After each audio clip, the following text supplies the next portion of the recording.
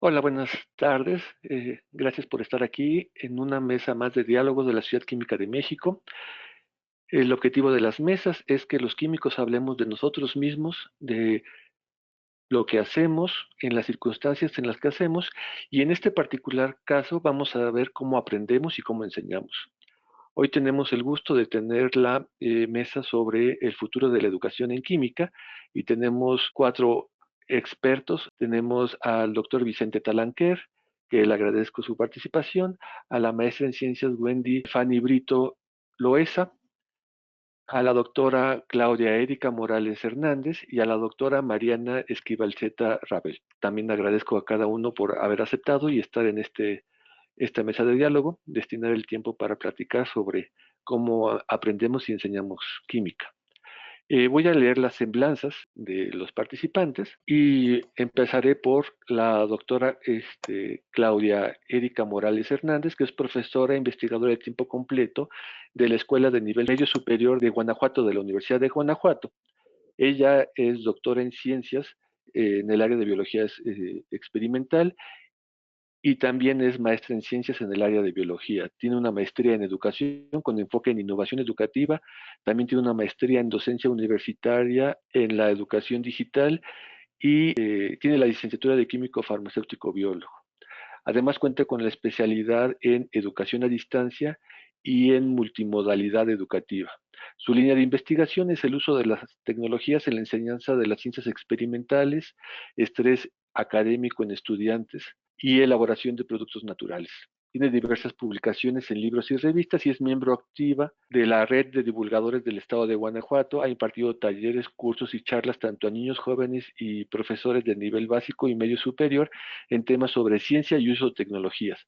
Ha formado dos clubes de ciencias que se llaman La Ciencia Divertida y Pandillas Científicas y Emprendedoras en Guanajuato. Esos programas son parte de la red iberoamericana de clubes de ciencia.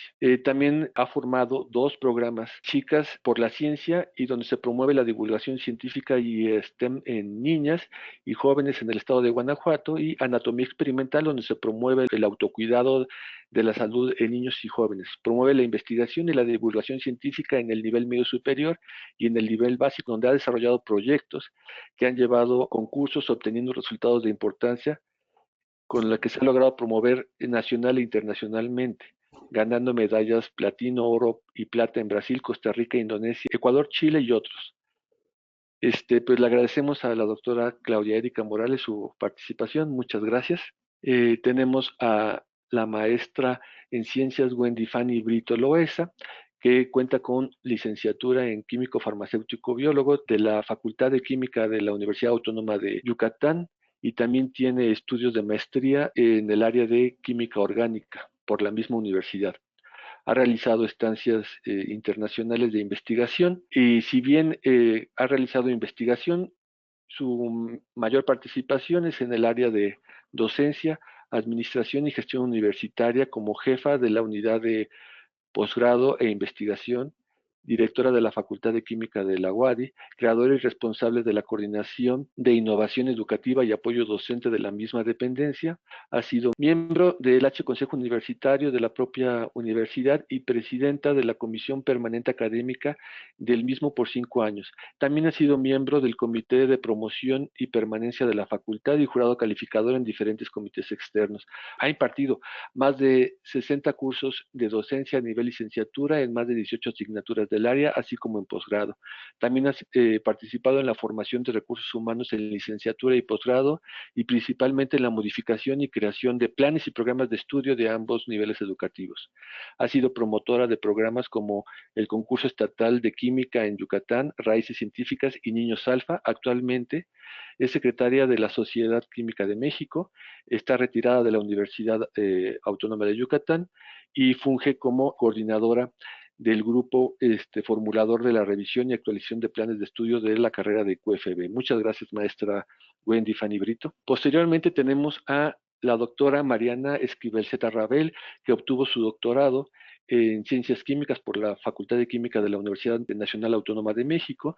Tiene un máster internacional en biobasa y biocombustible por el Instituto Internacional de Formación Ambiental y cursó la licenciatura en Química por la misma Facultad de Química de la UNAM.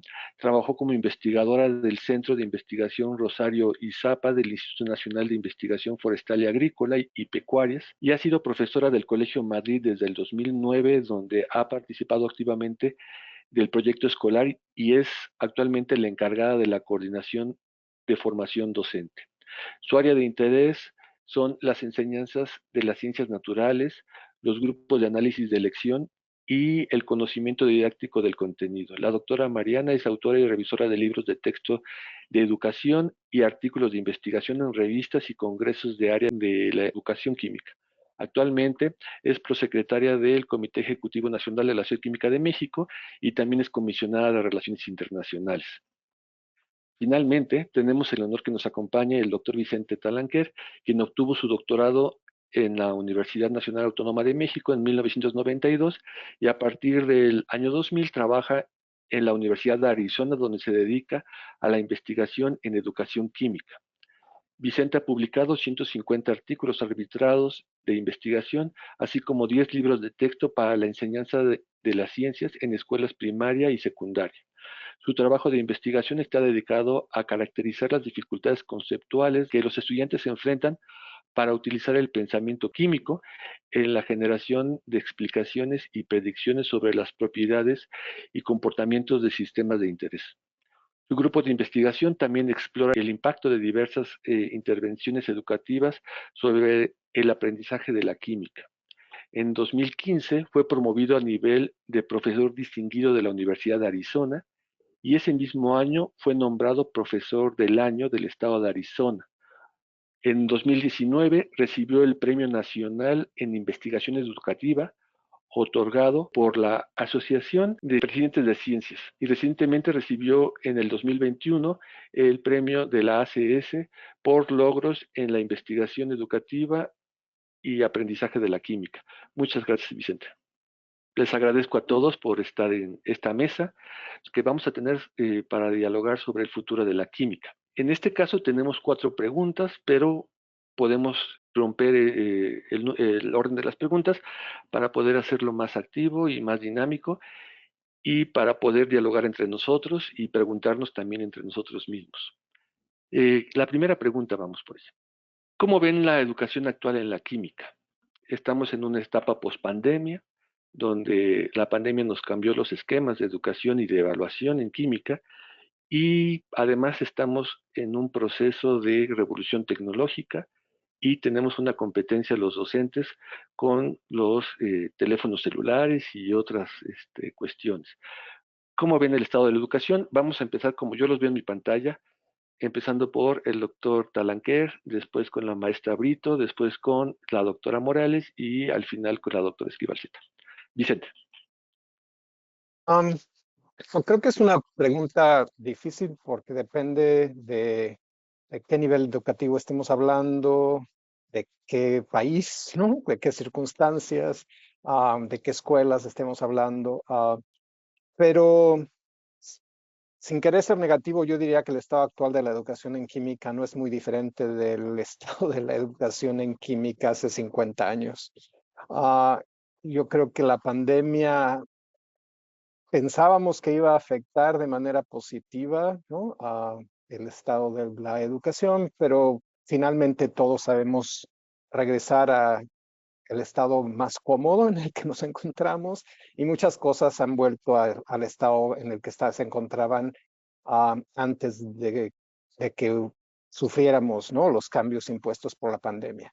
No quiero ser terriblemente negativo, simplemente lo que quiero decir es que los cambios en educación en general, no solo en química, son lentos, son difíciles, son complejos y en la actualidad, por ejemplo, yo en preparación para esta discusión, estuve revisando artículos recientes que revisan el estado de la educación en química, por ejemplo, a nivel universitario en Estados Unidos. Hay un artículo muy reciente en el Journal of Chemical Education, y ahí muestra que más o menos cerca del 70% de los profesores siguen utilizando métodos tradicionales de enseñanza en las clases de química, ¿no? Es decir, solo alrededor del 20% utiliza trabajo colaborativo en grupos, uh, y esto es simplemente en términos de instrucción. En términos de currículum, el currículum que utilizamos en química a nivel universitario en particular tiende a ser el mismo currículum que yo utilicé, ¿no? Hace 40 años en la UNAM, ¿no? Con algunos pequeños cambios, pero la filosofía en general sigue siendo la misma. Yo creo que a nivel medio y medio superior ha habido cambios más notables, ¿no? Pero también eso depende de en dónde te encuentres, ¿no? Y de qué programa sigues. Ha habido movimientos fuertes a hacer una enseñanza mucho más centrada en el alumno, mucho más contextualizada, ¿no? Pero eso yo creo que también depende mucho de la institución educativa, del docente, ¿no? Y de los recursos y apoyos con los que se cuentan. Entonces, yo creo que de alguna manera, desgraciadamente, mi perspectiva es que hoy en día nos encontramos estancados, ¿no? Estancados en un modo de enseñanza que es muy tradicionalista, sí, con acceso a recursos tecnológicos muy diferentes a los que se tenían hace 40 años, ¿no? Pero la pregunta es qué tanto los estamos utilizando para movernos hacia adelante y no simplemente para repetir el mismo tipo de prácticas, ¿no? Pero utilizando recursos diferentes. Entonces, ahí paro y estoy abierto a que me digan que no están de acuerdo, estaría bien. Perfecto. Maestra Wendy. Sí, muchas gracias. Coincido con el doctor Talanquer, por lo menos en el primer aspecto de que es una pregunta difícil, de que para poder fijar cuál es el estado actual de la educación en química, pues tenemos que analizar diferentes factores, ¿no? O sea, de ese estado depende de muchas cosas, del contexto geográfico, de los avances tecnológicos que hayan en la región o en la institución educativa que lo imparta, de las necesidades del mercado laboral en la zona en donde esté inserta la institución educativa, del modelo educativo que haya implementado esa institución, de muchos factores, ¿no?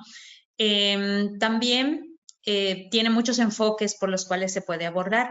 Una de las perspectivas o de los enfoques por los cuales se puede abordar la pregunta se centra en ver la descripción tal cual de cuáles son los programas que se están ofreciendo hoy día en México, para el caso nuestro, en cuanto a química. Otro puede ser la parte en torno a qué estrategias se están abordando para esa enseñanza.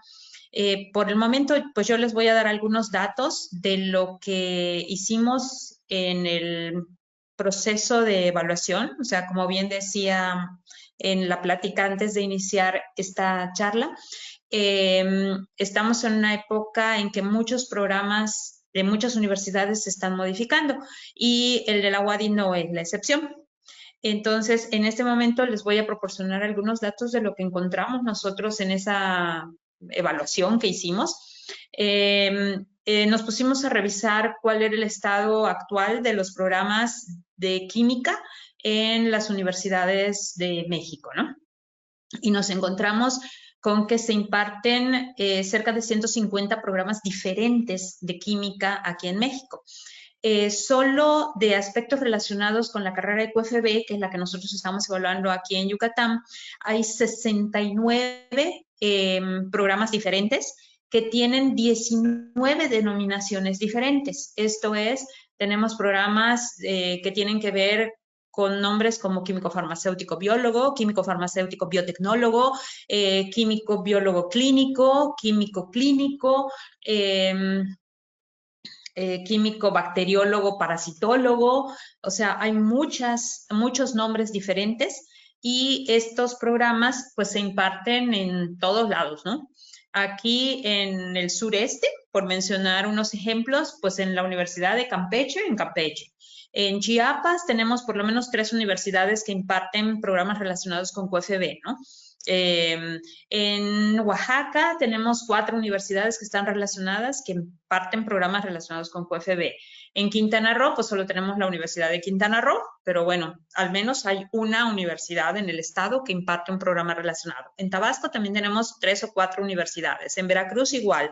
En Yucatán, pues por lo pronto solo se imparte en la universidad nuestra, en la Autónoma de Yucatán, pero pues ya tenemos noticias de que el próximo ciclo, o sea, a partir de 2025, la Universidad del Valle de México tiene interés en empezarlo a impartir. Entonces, si nosotros resumimos esto, pues tenemos 14 instituciones diferentes, solo en lo que es el sureste, impartiendo licenciaturas que tienen que ver con la química, ¿no? Y si lo ampliamos a los casi 70 programas relacionados con QFB y los casi 150 en el área de la química, pues diríamos que México pues está ofreciendo muchas cuestiones relacionadas con la química, lo que podría resultar en un escenario muy alentador para la química, ¿no? Que sugeriría que se está generando un considerable desarrollo en cuanto al conocimiento químico, apoyo a esos programas educativos, que se está haciendo ciencia para fortalecer la enseñanza en química en esos aspectos, pero pues no queriendo sonar igual muy negativa, pues ese aspecto no se ve reflejado, ¿no? en nuestros estudiantes, quienes lejos de querer adquirir el conocimiento en química, en la parte fundamental, únicamente quieren pasar de noche esas asignaturas y enfocarse más a lo que es la parte aplicativa de la carrera, ¿no? O sea, tenemos chicos que se brincan toda la parte de la química de las biomoléculas, la ven de noche y llegan a una hematología, a una inmunología, a una química farmacéutica sin tener esas bases previas, ¿no? Y entonces se va viendo pues un conocimiento no sólido, no fundamentado. Esa base teórica no la tienen, lo cual limita obviamente pues su capacidad para comprender a fondo los fenómenos químicos que conllevan las aplicaciones que ellos están buscando, ¿no? Pues a pesar de que pues tenemos ese gran cúmulo de universidades y de programas educativos que se está impartiendo, pues no vemos un avance en la enseñanza de la química y pues ya no utilizamos mucho el pizarrón, pero sí utilizamos todo proyectado en un proyector de cañón, que pues lo único que cambió es el medio, pero no ha cambiado la forma en que se está impartiendo química en este momento, ¿no? Entonces, eso, pues, a nosotros que estamos ahorita metidos en el proceso de evaluación del currículum, pues nos está poniendo un foquito rojo, ¿no? Una llamada de atención en la importancia de reestructurar o la enseñanza o esta educación en química, tratando de fomentar una conexión más estrecha, o sea, cómo hacerle ver al alumno la relevancia muy grande de adquirir esos primeros conocimientos teóricos para luego fundamentar esas aplicaciones, ¿no? De modo que pues no se queden con ese enfoque inmediato, sino que también comprendan los procesos fundamentales que están ocurriendo en cada una de estas cosas, ¿no? Y sí, hemos visto que pues con el devenir del tiempo se dan matices a los programas, pero no se hacen evaluaciones de fondo, ¿no? A los programas educativos. Van y vienen en número, nombres de asignaturas, algunas veces este abordaje de la problemática se pretende cambiar en lugar de que se llame química orgánica 1, química orgánica 2, tenemos química orgánica en la salud y tenemos biomoléculas, por tratar de estimular el interés de los estudiantes, ¿no? Pero sí estamos en una situación difícil en este momento. Muchas gracias, maestra Wendy. Doctora Claudia. Sí, bueno, para complementar y bueno, de la parte negativa tal vez, pues enfrentamos diversos desafíos en la enseñanza de la química. La demanda de profesional en áreas STEAM pues está superando la oferta educativa que tenemos disponible hoy en día. Aunque el país cuenta con una población joven pues considerable, solo una pequeña fracción pueden acceder a estudios superiores y esto pues limita que muchos de ellos quieran elegir las áreas de química, ¿no? Que se especialicen. Además, pues se ve reflejado con la escasez también, ¿no? Nosotros egresamos a los estudiantes, pero el ámbito laboral es otra cosa, ¿no? Entonces ellos muchas veces se ven obligados a desempeñar roles que no necesariamente tienen que ver con su formación en química y eso ahora en esas generaciones que están por egresar pues les preocupa mucho, ¿no? Tal vez ese interés y motivación hacia la elección del área de la química y de pues todo lo que conlleva pues los hace dudar. Esto pues contribuye también a que muchos chicos que egresan de estas licenciaturas pues se enfrenten a retos competitivos, ¿no? Y entonces tengan que salir del país, si tienen suerte, ¿verdad? Ahora con los pocos apoyos que están, ya sea para hacer posgrados o irse a trabajar a otro país, ¿no? Lo que dificulta que se queden esos talentos en nuestro país que motiven a otros. Y bueno, y si no encuentran trabajo estos chicos, se quedan dando clases de química, ¿no? Y entonces, sin una formación profesional en la enseñanza de la química. Y esto hace, pues, que también esto lo reflejen a los estudiantes y sea una cadena que continúe, ¿no? Creo que aquí es muy importante la motivación a estas generaciones sobre no nada más ser empleados, ¿no? Sino a generar proyectos, soluciones a resolver y desde ahí tenemos que trabajar desde el área de la educación básica y media superior, ¿no? En la formación de sus conocimientos básicos con tal forma de que pues, se mejoren oportunidades laborales que ellos mismos pueden impulsar. Y bueno, y también enfrentamos otro problema, ¿no? Que también muchos profesores que tienen esta expertise en educación química, si bien estaba también consultando la bibliografía del 2004-2011, veía como las problemáticas educativas que enfrentaban en ese momento son las mismas que en el 2024, ¿no? Y entonces, como bien mencionan, pues es difícil, ¿no? Creo que aquí ahora los profesores se jubilan, ¿no? Estos que tienen esas experiencias y cada vez nos llenamos de profesores jóvenes que, bueno, solo su idea es dar clase, y pocos con el compromiso de la formación profesional en química. Creo que necesitamos abrir programas. Sé que la UNAM tiene, pero, está su posgrado en la enseñanza de química. Bueno, creo que hay que permear hacia otras universidades para formar a esos profesores, porque creo que cuando ellos están motivados, motivan a los estudiantes y hacia las nuevas generaciones, ¿no? Y bueno, vamos a hablar, yo creo, más adelante de la parte tecnológica, donde me gustaría ahondar más. Gracias, doctora María. Recuperando un poco lo que decía Claudia, la formación de profesores es clave ahora. No porque me guste, ¿verdad? Pero tenemos profesores que ya tienen carrera y que se encuentran desmotivados frente a retos, porque ahora surgen barreras después de la pandemia, que como bien dice Vicente, esperábamos, vamos a tener pues un repunte, o bueno, en eso teníamos nuestras esperanzas.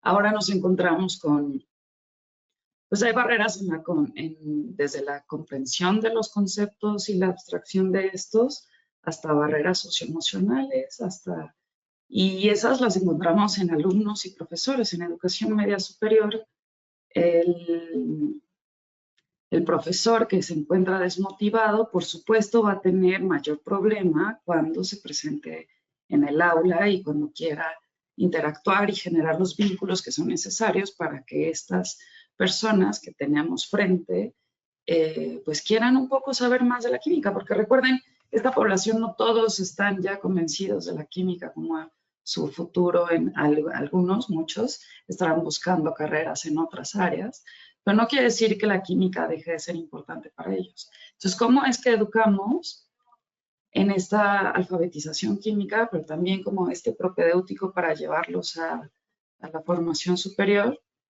mientras atendemos las barreras que presentan ellos como alumnos y las propias como profesor, yo creo que el estado actual de la educación química en este nivel, en México, está comenzando una pequeña revolución, intentando cubrir ambas necesidades, revisando estos nuevos programas que tenemos, que vienen más contextualizados, que tienen propuestas pedagógicas que incluyen un poco más de pensamiento crítico, un poco más de creatividad.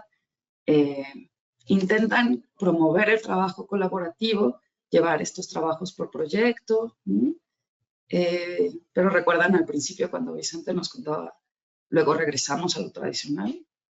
Entonces comienza el año, los profesores están muy emocionados y la planeación va muy bien, pero conforme el semestre va avanzando, es común, y a todos nos pasa, a mí también, que regresemos a las prácticas tradicionales en donde de nuevo estamos siendo expositores y la participación y los espacios que deben de ser abiertos para que nuestros alumnos encuentren esta voz y hagan evidente su pensamiento y que valoren el proceso, ¿no? Que no se concentren en los resultados, un poco como lo que decía Wendy, que se quieren saltar todo el trabajo e ir directo a la aplicación, ¿no? Valorar esos pasos y hacer el ejercicio de autorreflexión de, bueno, ¿y desde dónde vengo? ¿Cuándo fue que partí? ¿Y por dónde he pasado? ¿Y hasta dónde he llegado? Yo creo que eso es parte de los cambios positivos que he visto en la educación media superior. Concentrarnos en los procesos, tener innovación en nuestra aula. A veces nos regresamos, pero poco a poco los profesores han encontrado formas de colaborar también entre ellos, buscar espacios de formación. La pandemia abrió unas herramientas espectaculares para tener colaboraciones en línea, para tomar talleres, para estar más relacionados con qué está sucediendo ahora, qué es nuevo y qué me puede funcionar en el aula.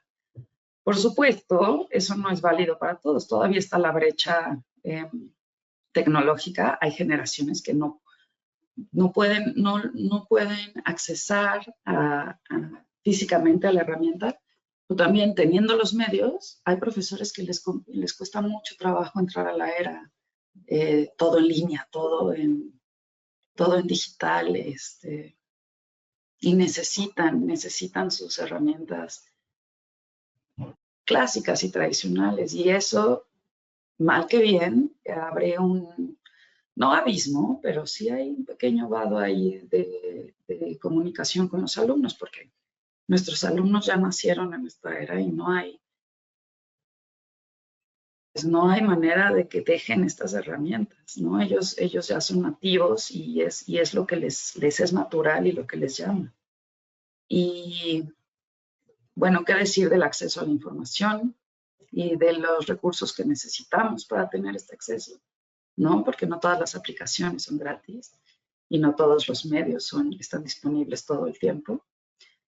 Pero ese es mi punto positivo. Creo que en media superior tenemos más movimiento hacia una colaboración y hacia un pensamiento crítico y creativo.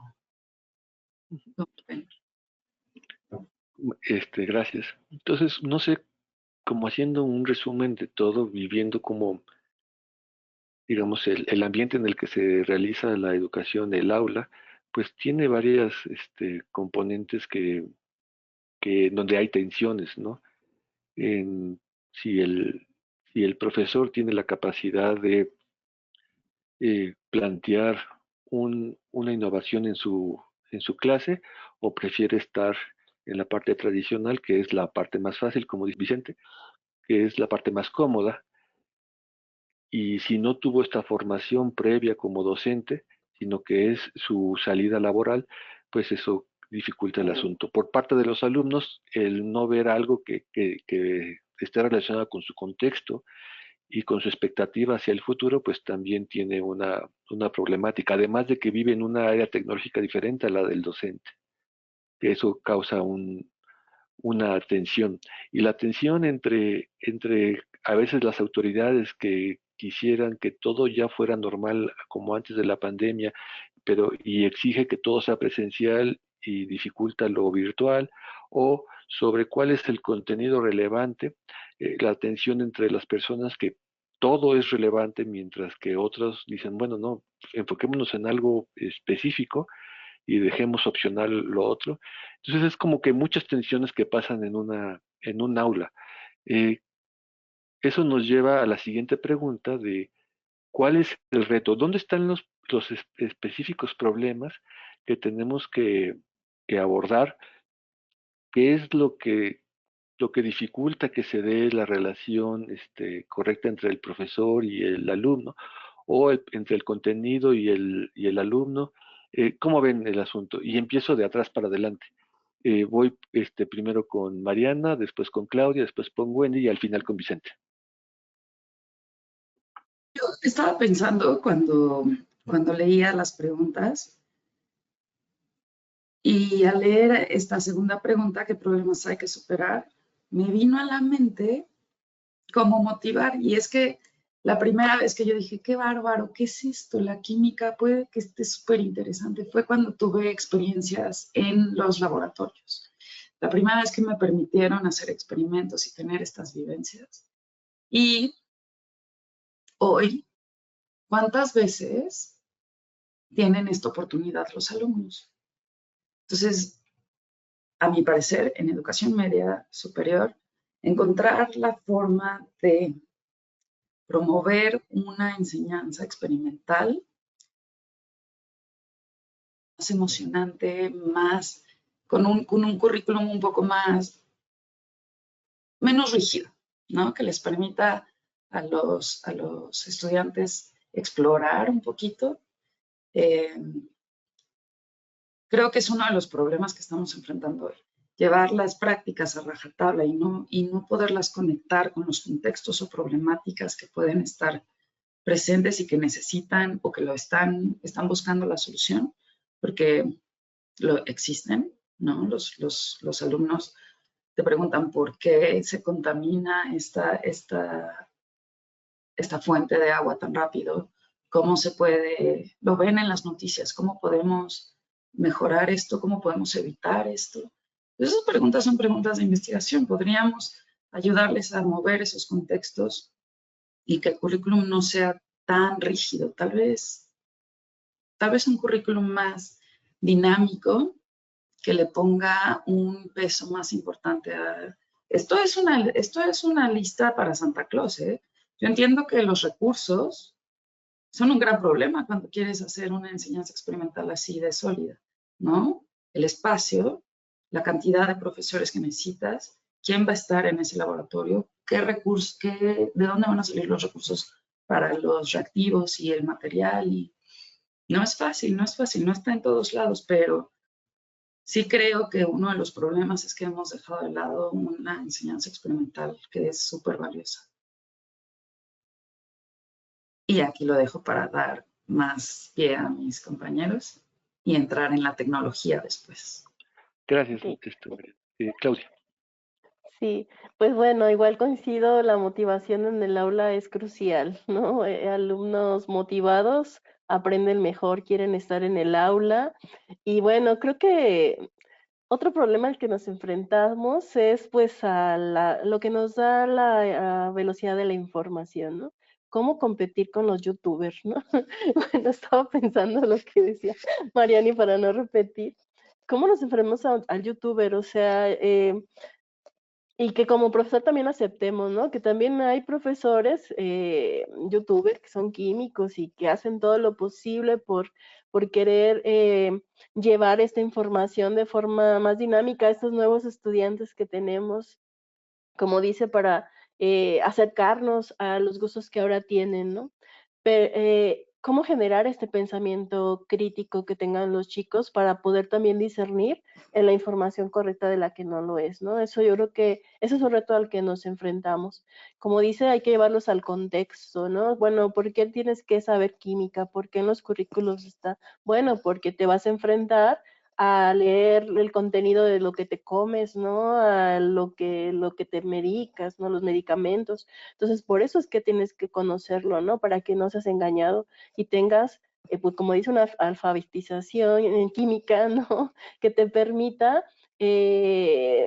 conocer y aparte también dar tu opinión, ¿no? Y tomar decisiones informadas. Y creo que eso es un reto que tenemos como estudiantes. Y ahorita, bueno, yo me enfrento a este reto de los youtubers, ¿no? Porque también escuchaba por ahí que una youtuber, no sé, salió una noticia la semana pasada, ganaba más, ¿no? Que un profesional con doctorado y es ni tres, ¿no? Bueno, por decir en la área de la enseñanza, ¿no?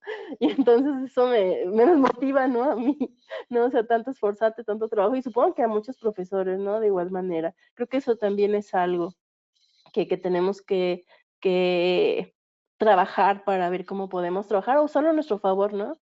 También es algo que tenemos que trabajar en conjunto, ¿no?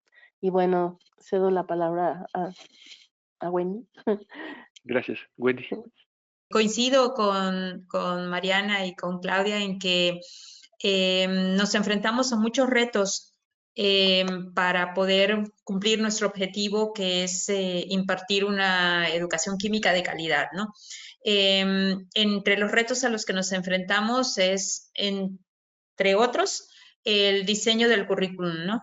¿Qué tan ligado está el currículum con en todos los niveles, tanto en primarias, secundarias, prepas, licenciaturas, con lo que los chicos están llevando o viendo, o sea, cómo se vincula una asignatura con otra del currículo. No es un problema privativo de química, por ejemplo. A mí me ha tocado ver en casos de nivel secundaria o nivel bachillerato que ven español, por ejemplo, donde les hacen mucho énfasis en las reglas ortográficas, las reglas de redacción, de sintaxis, etcétera, en español, nada más. Cuando entregan un trabajo en química, si el profesor pide que manejen esa redacción y esa ortografía, los estudiantes protestan. Eso se ve en español, no se ve en química, ¿no? Y lo mismo sucede con ejemplos de química, ¿no? O sea, la química me sirve nada más para aprenderme o memorizarme lo que me están enseñando en ese momento, pero no lo relacionan con su vida cotidiana, como mencionaba Claudia, ¿no? Nosotros trabajamos hace algunos años en la elaboración de una tabla periódica para niños de primaria y fue un éxito.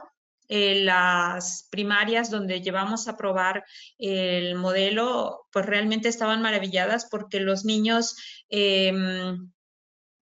aprendían cosas de la química, aprendían incluso los símbolos de los elementos, para qué servía cada elemento, etcétera.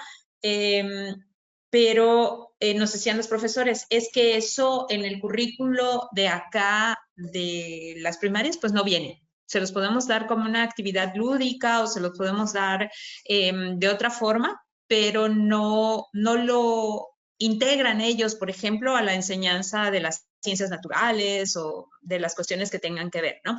Entonces, desde ahí, pues ya tenemos un problema, porque los mismos profesores no lo visualizan, ¿no?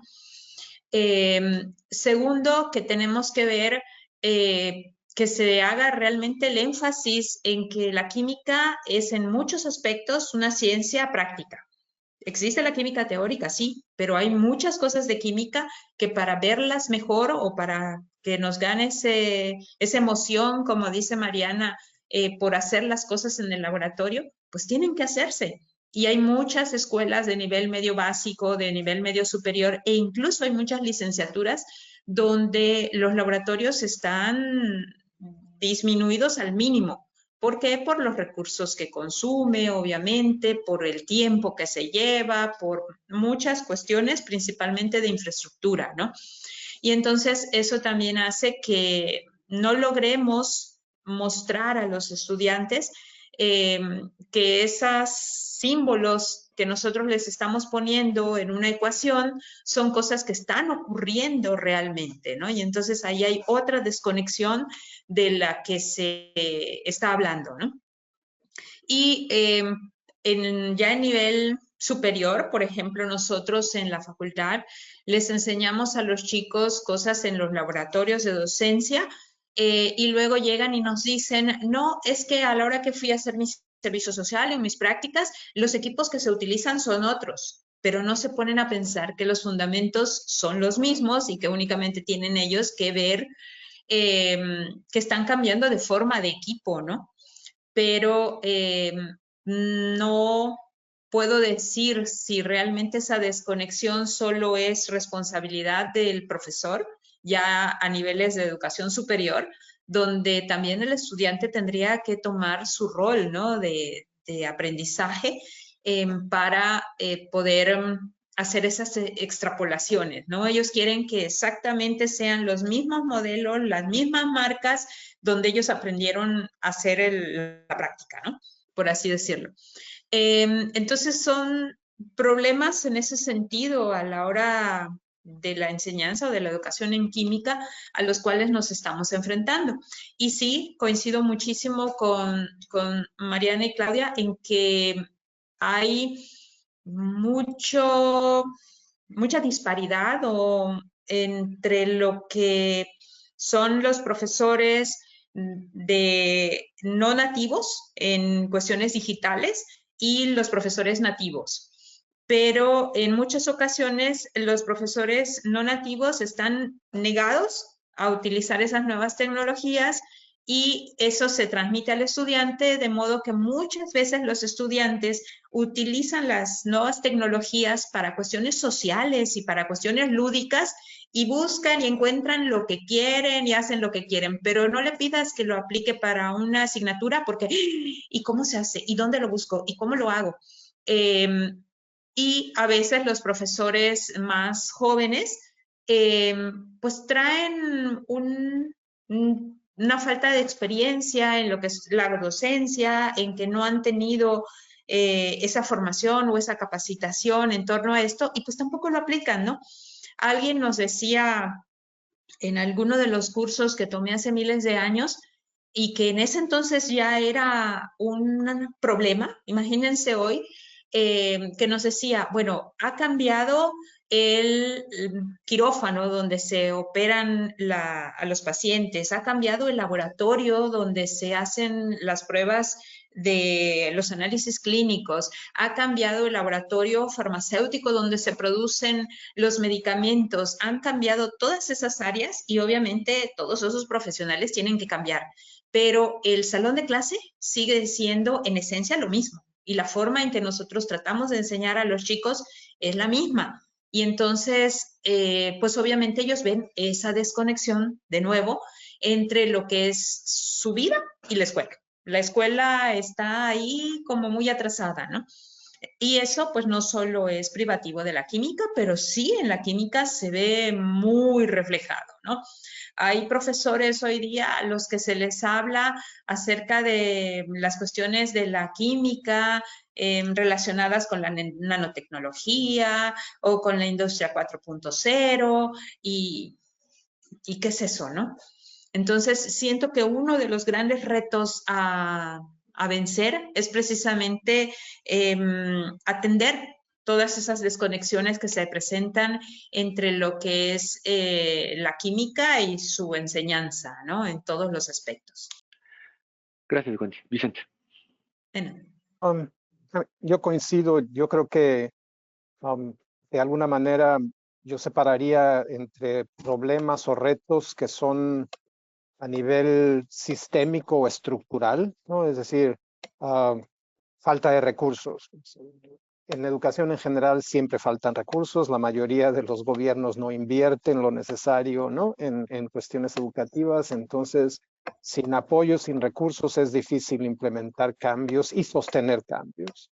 Luego hay problemas sistémicos de formación docente, ¿no? A mí me parece increíble que hoy en día sigamos teniendo profesores universitarios y profesores de preparatoria que no tienen formación pedagógica, ¿no? Docente. Debería de ser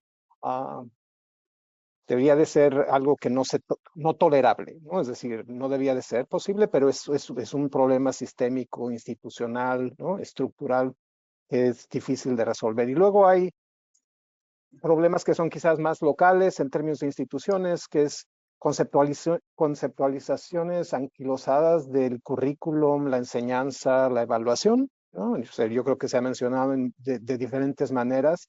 Es decir, hay estas separaciones artificiales que seguimos manteniendo, ¿no? Entre la enseñanza teórica, la enseñanza experimental, no la enseñanza en la escuela, la enseñanza fuera de la escuela.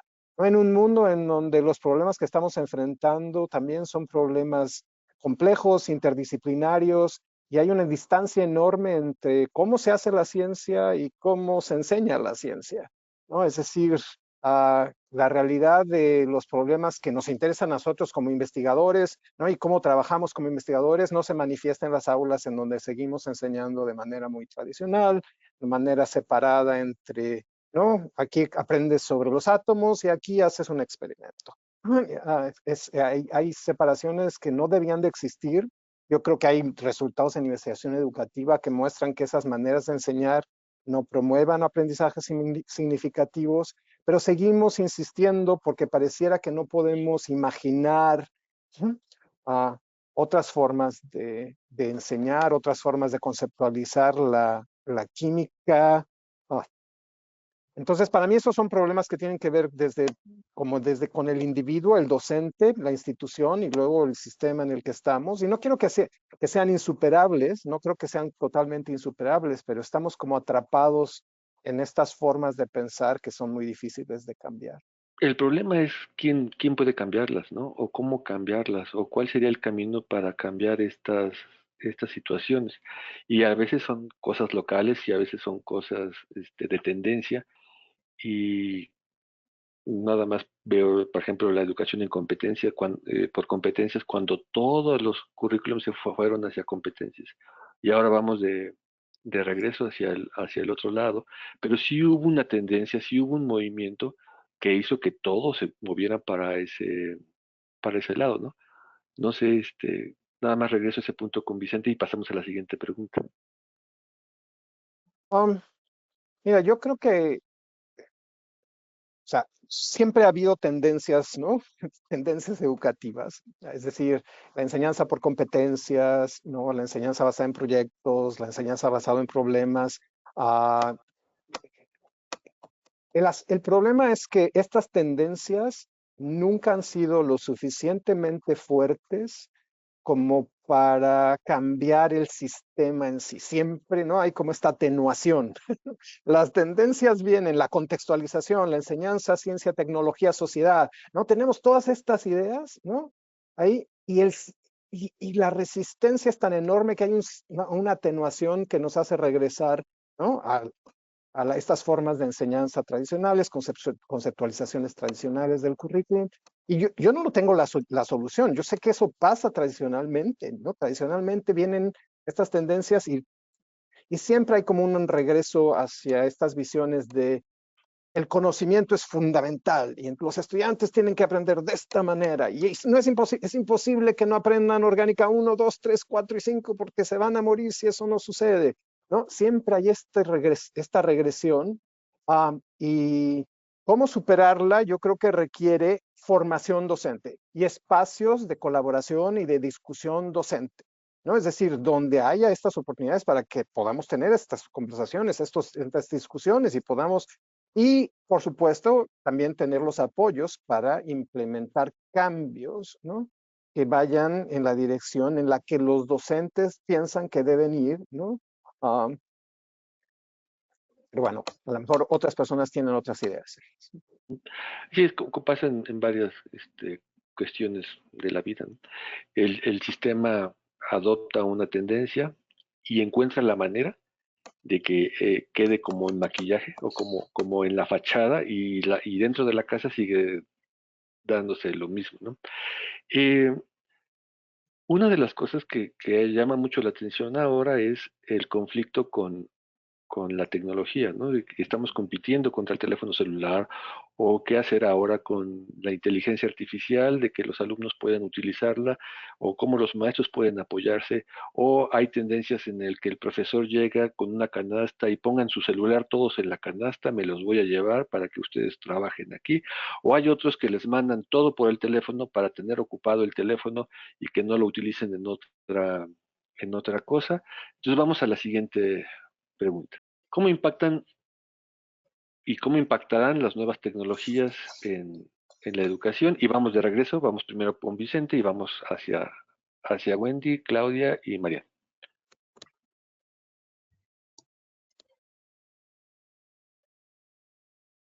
Well, Vicente. sí, yo creo que yo no soy un experto en cuestiones tecnológicas, simplemente es una opinión personal. Para mí, este asunto de la inteligencia artificial me parece que am,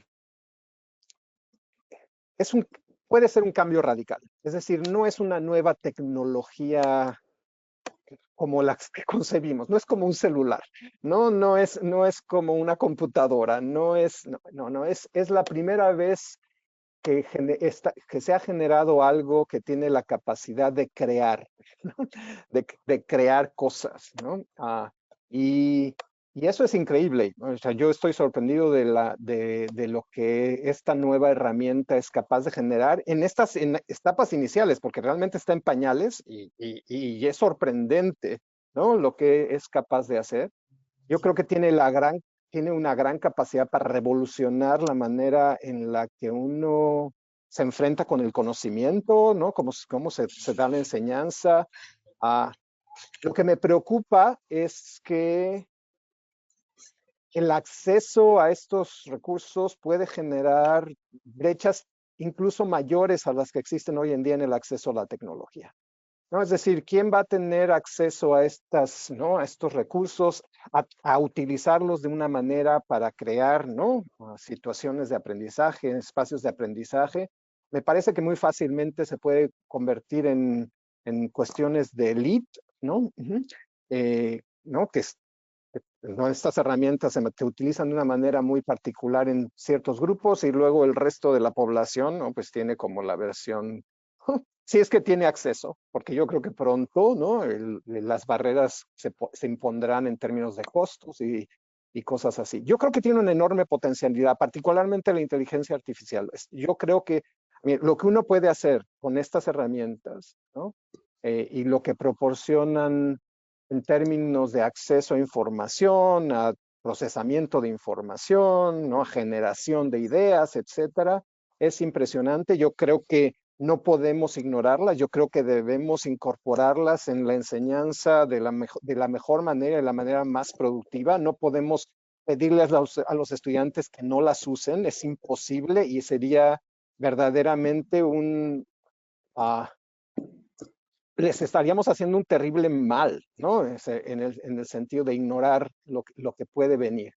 Sin embargo, yo creo que hay gente en el panel aquí que sabe mucho más, así que yo simplemente estoy hablando como una persona que está sorprendida por lo que está ocurriendo y lo que puede ocurrir y tiene así como muchas esperanzas, pero también tiene muchísimas preocupaciones particularmente sobre incrementar la brecha en el acceso a calidad, no, educación de calidad. Gracias. Wendy. Sí, ok, coincido mucho en eso, en que las brechas se están generando cada vez mayores en pues todos los niveles educativos. Hay muchísimas nuevas tecnologías y el problema es que pues todo en esta vida tiene un costo, ¿no?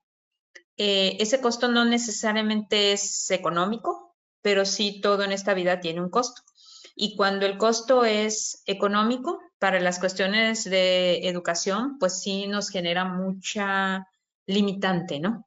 En la facultad o en la universidad, por lo pronto, pues soñamos con tener algún día las bases de datos que sabemos que existen, los montones de fuentes de información que también que sabemos que existen, pero desafortunadamente los recursos a veces en las universidades de provincia no son lo que debieran y pues no tenemos esa posibilidad, ¿no? Eso hablando de cuestiones o de tecnologías que existen hace muchísimo. No hablemos de simuladores, por ejemplo, o de editores que pueden hoy día facilitar la enseñanza o el aprendizaje de la química, ¿no? Entonces sí, se están generando brechas cada vez mayores en todos los niveles educativos y también entre pues las cuestiones geográficas de donde uno realice los estudios, ¿no? En ese sentido, es un problema serio que pues habría que ver la forma de abordar, sobre todo por las cuestiones de equidad en la educación. En cuanto a eso, también podríamos hablar de que las nuevas tecnologías facilitan ese acceso a la educación para grupos de población que pudiéramos considerar no neurotípicos, para personas con alguna discapacidad que también pueden acceder o que también puedan acceder a cuestiones de química, ¿no? En la facultad, en alguna ocasión, hemos tenido alumnos, por ejemplo, en silla de ruedas, ¿no? Y ha sido todo un reto para los profesores proveerles el acceso a prácticas de laboratorio, ¿no? Porque pues todas las mesas en los laboratorios están diseñadas para las personas de pie. Y entonces, ¿cómo se le hace para que puedan ellos acceder a este tipo de cosas, ¿no? Pues con algunos simuladores y algunas cosas pudimos solventar algunas de ellas y con sistemas de elevación de sillas pudimos solventar algunas otras, ¿no? Pero volvemos a lo mismo, es necesario tener el acceso a esas tecnologías, ¿no? Hoy día también en la facultad hay algunos chicos que son parte del espectro TEA, ¿no? Y tienen algunas herramientas que ellos mismos han aprendido para poder ir a su propio ritmo y que los profesores nos hemos tenido que ir adaptando a este tipo de situaciones. Pero son cosas que no habíamos considerado y que hoy día con este acceso a las tecnologías se está pudiendo acceder, ¿no? A ellos. Además, yo cambiaría la pregunta entre que cómo impactará, no, ya está impactando, o ya lleva algunos años impactando y nos estamos atrasando en la forma en que debemos de reaccionar para ponerlas a obtener beneficio de ellas y más que estar obteniendo los beneficios de ellas, estamos compitiendo contra ellas, ¿no? Mencionaban, por ejemplo, lo de los celulares, etcétera, que hay una amplia variedad de lo que los profesores hacen con esas redes, con esos dispositivos, etcétera, y pues genera nuevamente brechas y confusiones entre los estudiantes, ¿no? Habría que generar claustros de profesores donde pudiéramos discutir y llegar a consensos de qué es mejor para la enseñanza, ¿no? Permitirles ese acceso a las redes o a las fuentes de información en el salón de clase, pues yo estoy a favor de ello, ¿no? Pero hay profesores que no, que prefieren que el alumno esté en una clase catedrática, magistral, etcétera, y que después busque la información que tiene que buscar, ¿no? Entonces, son esas situaciones que a veces generan conflicto en la enseñanza y que también luego rayan en el extremo donde pues se les prohíbe completamente a los estudiantes, ¿no? El acceso a estas nuevas tecnologías o a estas nuevas formas de comunicación, o no se diga las cuestiones de inteligencia artificial, como platicaba el profesor, ¿no? Hoy día hay alumnos y profesores que ya manejan estas cuestiones muy fáciles para hacer incluso un ensayo. Y hay profesores que ya tienen en sus favoritos las formas de cómo detectar si un ensayo fue generado con inteligencia artificial. Pero ya hay estudiantes que tienen las nuevas tecnologías donde hay, esa yo no me la sabía, hace poco me la contaron, donde hay un software que humaniza, o sea, que elimina las palabras que comúnmente utiliza la inteligencia artificial, etcétera, para que parezca un texto más escrito por un humano y no por inteligencia artificial, ¿no? Entonces, vamos compitiendo contra ellos y nunca nos ponemos al corriente entre lo que nos tenemos que actualizar de la disciplina y lo que nos tenemos que actualizar de la pedagogía, pues actualizarnos también de las nuevas tecnologías sí es un reto mayúsculo, ¿no? Entonces, en ese sentido estaría mi aportación, ¿no? De que es una situación que no va a impactar, que ya está impactando y que dependiendo de cómo cada profesor la esté abordando, está generando más ventajas o más desventajas, ¿no? A la educación en química. Gracias, Claudia. Sí, bueno, este es un tema bastante controversial, ¿no? También está la parte ética, ¿no? Una regulación en el uso de estos materiales sería algo muy importante. Otro que dentro de esta formación docente o la capacitación docente, pues está también en cómo poder dentro de sus programas incluir este manejo de las herramientas tecnológicas. Si bien hace rato comentaban que la parte experimental es muy importante, pero tenemos la limitante de los recursos. No todas las escuelas o todas las instituciones tienen laboratorios equipados que los estudiantes necesitan para el desarrollo de sus habilidades. En el caso de nivel medio, pues es muy importante que adquieran ciertas habilidades. Y entonces, bueno, aquí recurrimos a la tecnología con el uso de simuladores, ¿no? Que ya nos permiten a través de una interacción muy gráfica, de hecho han cambiado hasta las formas. Antes de la pandemia había uno que otro muy básicos. Llega la pandemia, al año de la pandemia ya teníamos muchísimos simuladores. Y ahorita, post pandemia, los profesores empezaron como a aborrecer la parte tecnológica y entonces estos simuladores se actualizaron haciéndolo más dinámicos y más accesibles, ¿no? Solo es cuestión de poder buscar, donde los estudiantes pueden realizar experimentos, equivocarse muchas veces y volverlo a realizar el experimento sin riesgos, ¿no? Economizan recursos, garantizan la seguridad de los estudiantes, incluso de manera virtual conocer reacciones que podrían ser peligrosas, ¿no? Por una parte. También tenemos la realidad aumentada y la realidad virtual, ¿no? Que también el estudiante ya no aprende de manera plana, ¿no? Como ya es mucho más gráfico gracias a pues a que está todo el tiempo en TikTok, por ejemplo, entonces ya es como más tridimensional. Entonces este tipo de tecnologías emergentes pues nos ayudan a poder explorar estructuras moleculares, realizar interacciones entre ellos, incluso el metaverso, ¿no? Donde pueden entrar a este mundo virtual, interaccionar, ¿no? En este momento tenemos este ejemplo, ¿no? Que podemos comunicar con muchas personas nuestras opiniones, ¿no? A través también de estas charlas a distancia, etcétera, ¿no? Que también lo podremos hacer por el metaverso. Esto también pues sirve para una mayor motivación para los estudiantes. Ellos van a estar casi 8 horas dentro del celular, pues hay que también darle herramientas, no tanto como para distraerlos y que no usen el teléfono, tampoco no ocultándoselas porque es como cuando apareció la televisión, ¿no? Que era prohibida y luego ya ahora no. No, o antes el buscador, ¿no? Tú buscabas la información que querías y te arrojaba y era tu decisión si tomabas el primer link o podías leer todo, ¿no? La inteligencia artificial pues viene a revolucionar.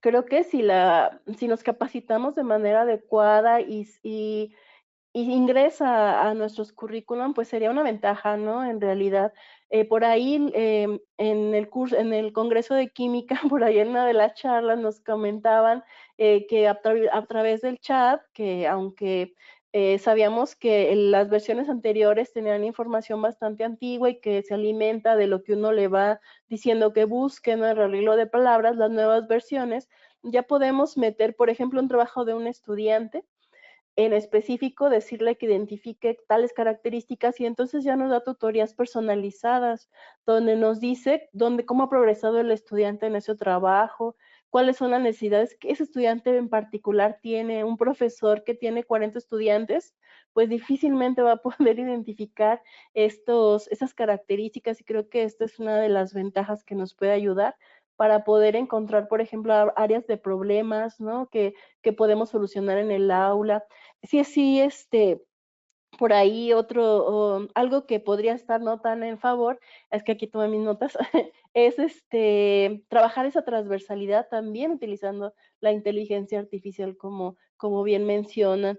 Y algo también importante es que también nos ayuda a identificar, hay herramientas de inteligencia artificial que nos ayudan en esta formación pedagógica. Podemos nosotros meter nuestro programa y decirle, tengo este programa, necesito que se cumplan esas competencias o estas intenciones didácticas, y la inteligencia nos ayuda en base a todas las bases de datos que tiene, pues a encontrar las áreas a favor y también los problemas para poder encontrar o sugerir recursos específicos para que nos ayuden a reforzar el aprendizaje. Otra cosa bien interesante es también el análisis de la Big Data, que es lo que estoy actualmente como por ahí interesada, ¿no? En buscar patrones de aprendizaje y cómo ajustar estrategias pedagógicas en la enseñanza de las ciencias experimentales, ¿no? Sería muy interesante como en toda esa información que existe, concentrar en esas problemáticas que estamos viviendo hoy en día, ¿no? Eso es algo que podemos encontrar como a nuestro favor, pero creo que sin una capacitación adecuada a los docentes, pues seguiremos en algunas partes viéndolo como un demonio, ¿no? Y en otros como un ángel, ¿no? Que por ahí está esta lectura, ¿no? Ahora de la química, pero a la tecnología, ¿no? Entonces, también están esas partes divertidas, ¿no? El alumno lo queremos motivar, no sé, 2 o 3 horas de clase y ya está cansado, pues utilizamos aplicaciones gamificadas, ¿no? No nada más interactivas experimentalmente, sino que son coloridas, que bueno, ya hablando de los estudiantes de nivel medio básico, que lo ayude a ver la ciencia de una parte diferente, no que juguemos con él, sino que aprenda a través del juego. Y creo que esto es algo que nos podría ayudar a motivar a nuestros estudiantes, ¿no? Entonces, pues bueno, si no me voy a enloquecer, porque la tecnología me gusta mucho. Es que a un niño lo motivas con el experimento y el cambio de color, pero el de las adolescentes lo pierdes. Entonces hay que buscar esta parte. Creo que ahí es donde tenemos que trabajar, ¿no? Entonces, pues bueno, adelante. Gracias, Claudia. Mariana. Pues sí, ¿qué les digo? Está dividido. Hay personas que van sin miedo, hay otras que vamos con cuidado, ¿no? No sabemos, con emoción, pero hay que ir con cuidado, no sabemos qué tanto pueda esto afectar. Y lo que sí es que la primera impresión es verlo como un problema, ¿no? Entonces sí, el impulso que existe en los profesores de educación media superior o media es de prohibamos esto, no se puede usar. Y las indicaciones son, vamos a hacer esto, pero no pueden usar ChatGPT o no pueden, ¿no? Y un poco en el Congreso, yo también recordé ese curso, Claudia, en el Congreso de Educación, que por cierto los invito a participar al próximo. Una de las conclusiones era, ok, esto no va, como bien dice Vicente, esto no va a parar, no hay cómo pararlo, va a estar integrado en todas las áreas del conocimiento, en todos los niveles y en todas las actividades humanas, hasta las impensables.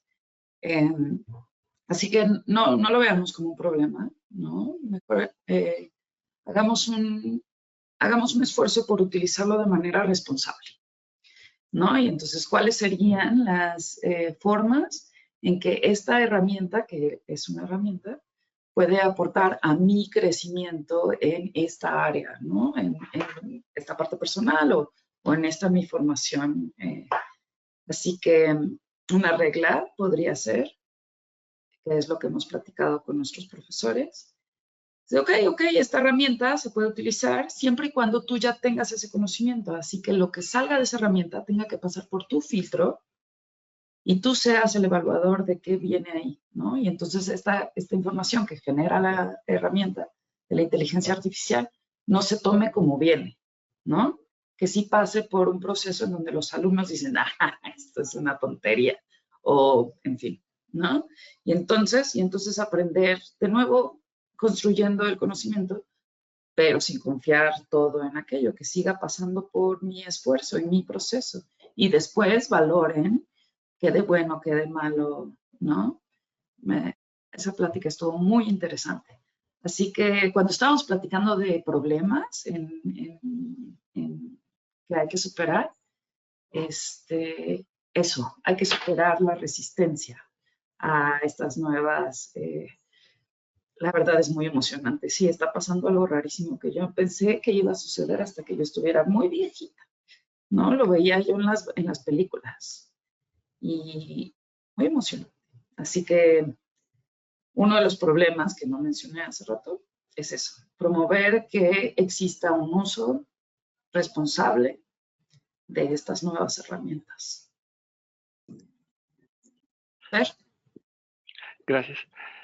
Sí, yo creo que el reto está en pasar de la parte superficial a la parte de abstracción o de reflexión, ¿no? Porque utilizar, digamos, la realidad aumentada o la realidad virtual, cómo pasar de los sentidos a realmente que causen una reflexión o que lleve a una reflexión más profunda. Yo creo que ese sería como el reto. Y una de las cosas que se está viendo en inteligencia artificial es que las personas tendrían que aprender a programar, que la brecha va a estar en quién programa y quién no, quién puede desarrollar herramientas y quién no.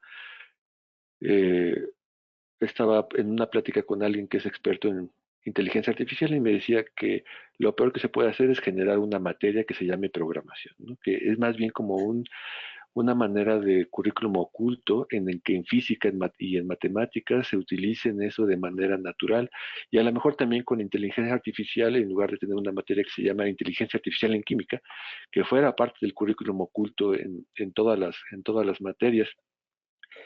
Pero el problema está en que si ya teníamos brecha antes, si se había evidenciado la brecha en la pandemia, pues ahora vamos a tener una brecha bien grande entre los alumnos y los docentes, ¿no? Que van a tener este programa de que ahora los alumnos van a saber más que los docentes. Si la gente común, digamos, la edad de mis papás, con el WhatsApp y van y le preguntan a un joven, oye, ¿cómo se usa el WhatsApp? Y cualquier niño te platica cómo es el WhatsApp. Ahora los maestros van a tener que preguntarle a los alumnos cómo se usa la inteligencia artificial. Ese es un problema pues que va a estar en todas las aulas. Y la otra cosa que yo veo es la automatización de los laboratorios, donde los robots van a llevar a cabo las reacciones. Entonces, ¿cómo se va a enfrentar en la docencia el que ya sean robots? Y a lo mejor se ve como de ciencia ficción, pero yo creo que en menos de 10 años vamos a tener ese asunto donde va a ser muy común tener ese asunto y se van a programar secuencias robóticas para mezclar, separar, calentar, destilar, ¿no? Entonces, ¿cómo se va a enseñar eso en las escuelas? ¿Cómo se va a llevar a cabo cuando esos programas, si no se tuvo este currículum oculto de programación, pues va a generar otra brecha entre las universidades que pueden enseñar robótica en el laboratorio y los que no van a enseñar robótica en el laboratorio? Entonces, ese va a ser un conflicto. Y a mí lo que sí me da preocupación es este asunto de que nos quedemos en la superficialidad y no llevemos ni al docente ni a los docentes que no lo podamos hacer o los alumnos que no lo puedan hacer, ir hacia la reflexión y a la abstracción y a profundizar el concepto, porque antes se usaban palitos y plastilina para entender estructura química y ahora podamos tener virtualmente una molécula que podamos mover a nuestro criterio, ¿no? No sé si alguien tenga un comentario sobre este punto antes de pasar a la siguiente pregunta. Sí, Claudia. Pues ya con la impresión 3D, ¿no? También, si lo quieres palpar, bueno, acá lo modelas, ¿no? Pero luego el 3D te baja esa imagen y ya te lo hace realidad, ¿no? Porque muchos, bueno, en el caso de básica y nivel medio, pues si no ven, no creen, ¿no? Entonces hay que palpen, ¿no? Lo que puedan diseñar. Eso sería también como parte del crecimiento en la docencia, ¿no? También eso es muy interesante. Pues pasaríamos a la siguiente pregunta. ¿Y dónde está el futuro? Y a lo mejor el futuro está en los docentes, ¿no? y cómo llevar ese asunto. Entonces, vamos de Mariana hacia Claudia, Wendy y Vicente. Mariana. El futuro está en los docentes. Necesitamos más y mejores maestros de química desde abajo. Y ya que estamos en esto de la lista santa, también necesitamos que estos docentes mantengan un currículum vivo, ¿no? Y que la formación docente sea hacia seguir transformando el sistema. Hace rato estábamos platicando de todas las dimensiones, los niveles, o sea, tenemos problemáticas que ya son sistémicas y tenemos problemáticas que son locales y aquellas que vienen de, pues ya personales. Estos docentes nuevos que se están formando, necesitamos que estén vacunados contra esto que nos pasa a nosotros, ¿no? Que estén vacunados contra ya me regresé a las metodologías tradicionales, ya estoy otra vez encasillada en el currículum que es fijo y que es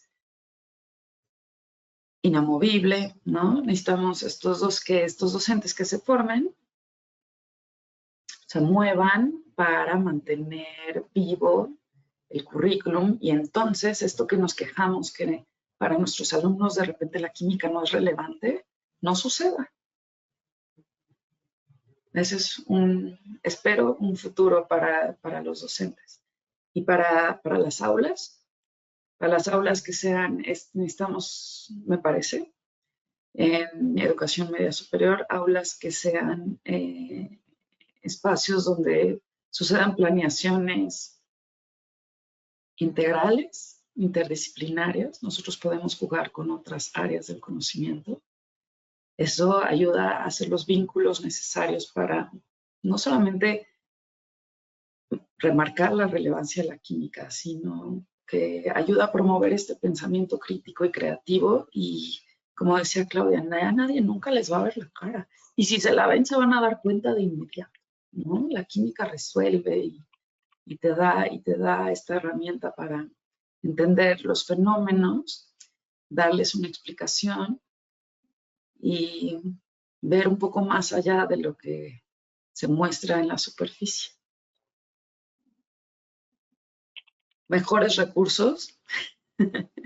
Yo espero que con estos resultados en un futuro tengamos en México y en el mundo, pero en México me encantaría, un sistema educativo que nos dé recursos y apoyos y espacios como este, pero en grande.